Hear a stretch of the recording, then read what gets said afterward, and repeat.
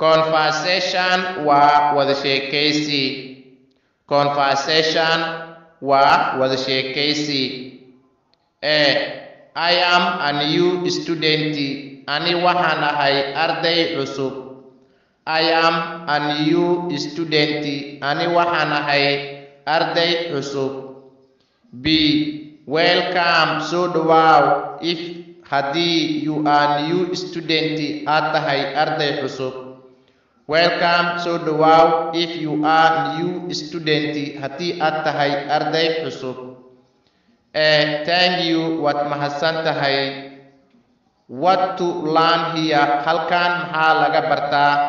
What to learn here, halkan maxaa laga bartaa. B.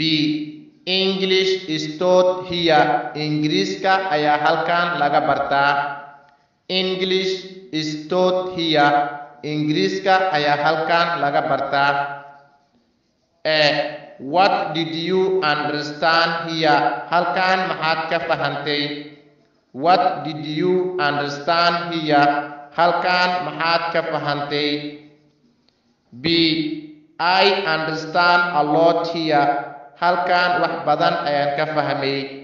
I understand a lot here. Halkan wax badan ayaan ka fahmay.